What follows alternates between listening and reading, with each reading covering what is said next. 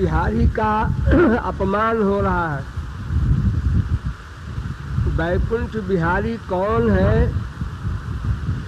और श्री कृष्ण कौन है, कहीं ऐसा भ्रम न हो जाए, इसलिए समझ लो।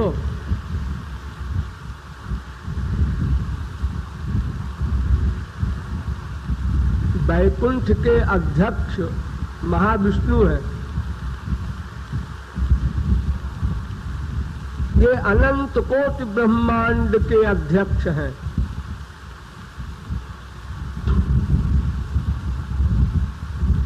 श्री कृष्ण के शरीर से श्री कृष्ण का ही दूसरा रूप प्रकट हुआ, उसको महाविष्णु कहते हैं।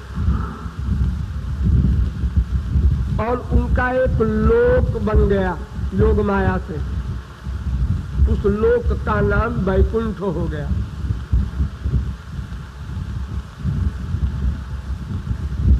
वैकुंठ के जो अध्यक्ष हैं उनकी लीला नहीं है कोई, और परिकर नहीं है। दो बात, कोई लीला वे नहीं किए, न करते हैं, न करेंगे। ऐश्वर्य का पराकाष्ठा का स्वरूप महाविष्णु का होता है।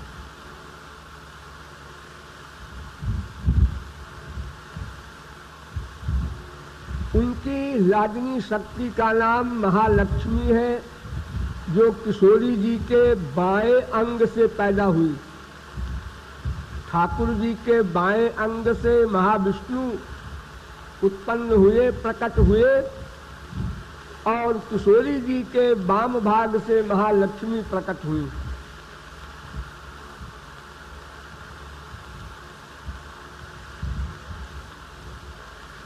दोनों एक स्वरूप है। राधा ही महालक्ष्मी बनी, श्री कृष्ण ही महाविष्णु बने।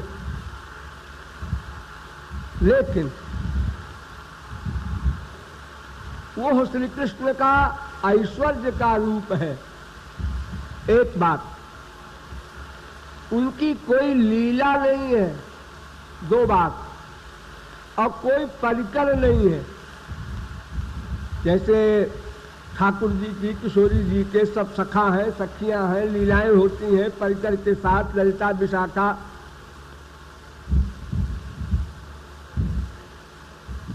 तो ये सब नहीं है महाविष्णु के यहाँ। तो श्री कृष्ण का अभिन्न रूप होते हुए भी महारसिक लोग लीला रहित श्याम सुंदर को, परिकर रहित श्याम सुंदर को और ऐश्वर्य युक्त श्याम सुंदर को नहीं चाहते। दूसरे नहीं है महाविष्णु, श्री कृष्ण ही महाविष्णु बने हैं। अनंत कोटि ब्रह्मांड का संचालक महाविष्णु, एक ब्रह्मांड का संचालक विष्णु। जैसे हमारे यहाँ अनेक प्रांतों के अध्यक्ष राज्यपाल और सबका अध्यक्ष प्रेसिडेंट, तो ऐश्वर्य में रस नहीं, क्योंकि ऐश्वर्य में ये जो चार भाव हैं, दास्य, सत्य, वात्सल्य, माधुर्य, इनका विकास नहीं होता। दास्य भाव, सत्य भाव, वात्सल्य भाव, माधुर्य भाव, इन भावों का मतलब क्या है? भगवान अपनी भगवत्ता भूले और जीव अपनी असमर्थता भूले।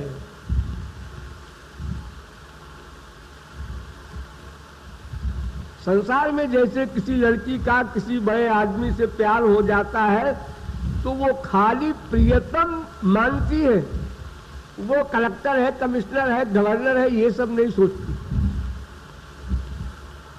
क्योंकि अगर ये सोचेगी तो भय होगा, संकोच होगा, दूरी हो जाएगी। सबसे नीचे वाले भाव को देखो, दास्य भाव, 4th क्लास, सबसे रद्दी भाव। हम दास, वो हमारे स्वामी। लेकिन क्या हुआ? प्रभु तरु तर कपिडार पर, राम भूल गए अपने आप को, और बंदर सब भूल गए अपने आप को, रिश्ता भी भूल गए।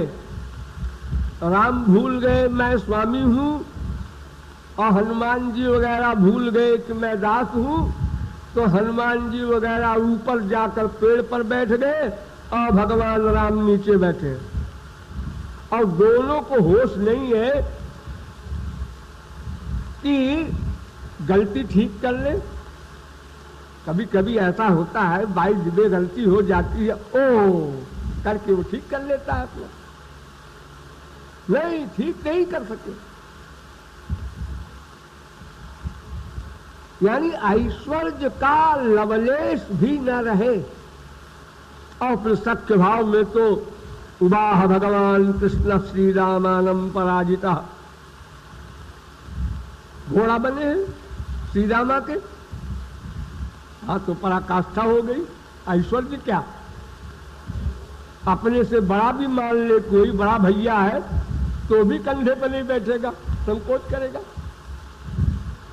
और वात्सल्य भाव में तो आप जानते ही हैं, उखल में बांधकर डंडे से पिटाई होने जा रही है।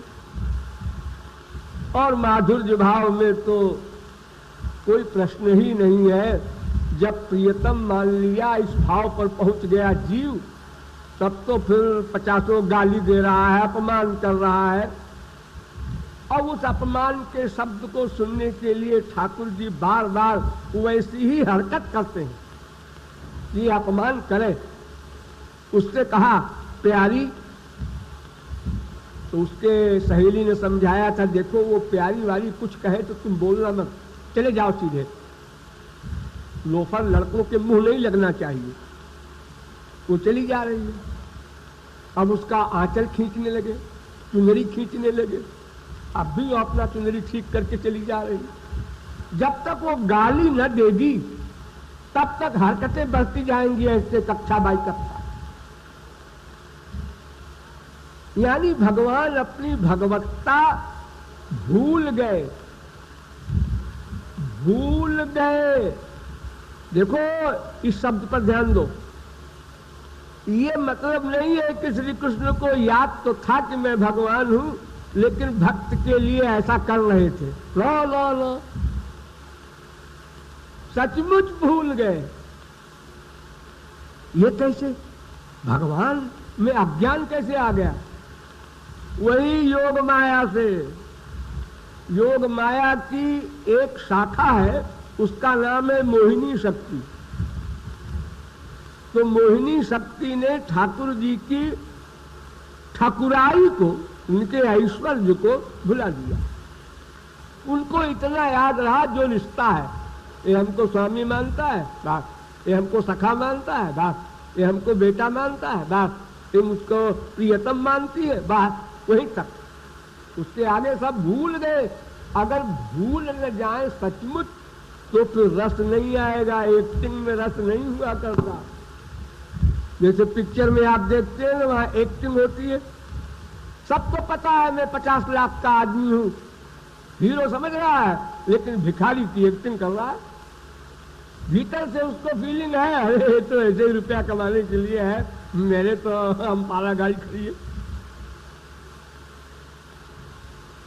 ऐसा नहीं हुआ। भगवान की ऐश्वर्य शक्ति पर माधुर्य शक्ति का अधिकार हो गया।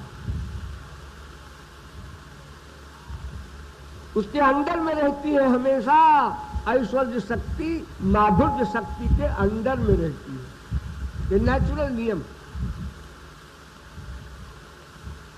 तो जब उसके अंदर में है, तो जब माधुर्य शक्ति ऑर्डर देगी, इशारा करेगी, तभी ऐश्वर्य शक्ति आ सकती है। उसके पहले नहीं आ सकती। जब ठाकुर जी को उखल में बांध दिया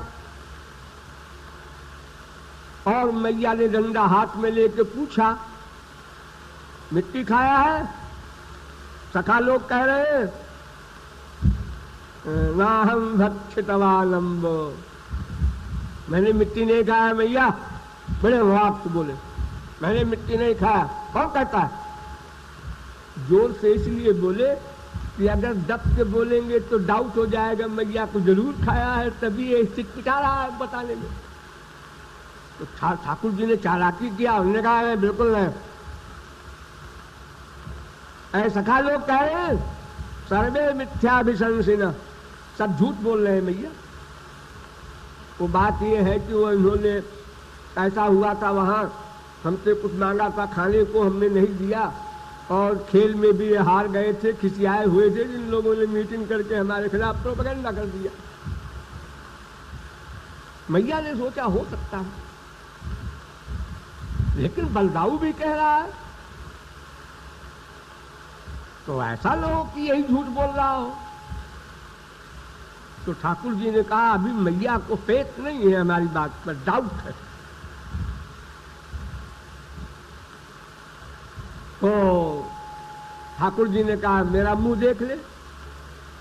अरे तुझको विश्वास नहीं है, मेरा मुंह देख ले। तो ठाकुर जी के ये कहने का मतलब ये था कि आपको मैया को पक्का विश्वास हो जाएगा कि अगर मिट्टी खाए होता तो इतने जोर से कैसे कहता मेरा मुंह देख ले। लेकिन मैया भी उसके बाल सफेद हो गए, ऐसी वैसी नहीं है। उसने कहा हाँ बेटा ये बढ़िया बात, मुंह खोलो तो खोलो। अब ठाकुर जी की ये प्रॉब्लम आ गई कि खोले तो पकड़े गए, ना खोले तो और पक्का, यानी अब नहीं बच सकते। अगर मुंह खोलते हैं तो मिट्टी अंदर है, पकड़ी जाएगी, तब भी पिटेंगे, और अगर नहीं खोलते तो ये तो पक्का हो ही जाएगा कि चूंकि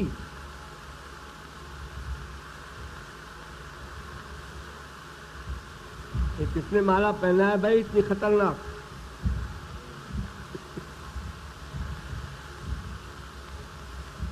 तो